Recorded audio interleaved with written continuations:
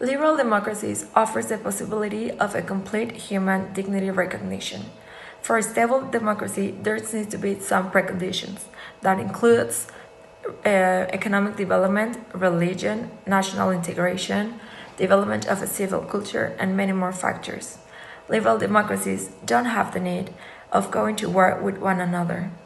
Half to two-thirds of the world's population could be said to be a democratic state, which means 44% of the world's population. According to the article of The Guardian, after communism collapsed, many expected great improvements from the rising of liberal democracy.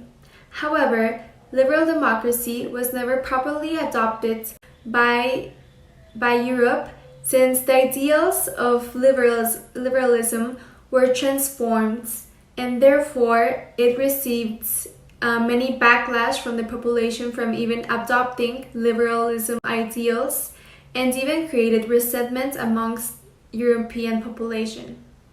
First of all, liberal democracy became the new inexplicable orthodoxy, from which everyone must follow and imitate its values, attitudes, institutions, and practices. This democracy, which was known years before for having ideals such as individual opportunity, changed what the world thought of it 20 years later, back in 2010.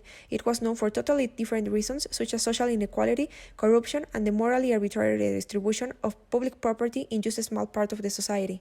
And this happened due to a lot of reasons, but some of them is the crisis in 2018, from which liberalism lost all the faith people had on it. Another reason for this is what happened when groups such as the Civil Alliance in Hungary and the Law Justice Party in Poland, who changed liberalism principles by erasing the archetypes of illiberalism years before. This allowed them to change the perspective people had about them. So, I'm going to answer questions 4 and 5. First, question 4. Are liberal democracies in danger? And the answer is yes. The ideas of democracy and liberalism are in danger today, as can be seen from various examples around the globe, particularly in Latin America and Europe, where economic conditions and social conditions have led people towards authoritarian tendencies, regimes which do not respect the rights of minorities, women, or the LGBTQ community, and that have an overtly nationalist feeling. So they are very hostile towards immigrants and other such examples. And the fifth question is, was Fukuyama right? And the answer is also yes, in part because he outlines how there are certain economic preconditions that must be met for a country to adopt a democratic regime.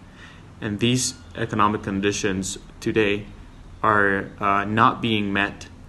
And example shows how those conditions were not properly met in Eastern European countries, and they started looking tirelessly for alternatives to the liberal free market system. That was the Western standard of a civilized country, but that did not function for them in the short term to organize all of their issues, and so they looked for alternatives and opted for different ones.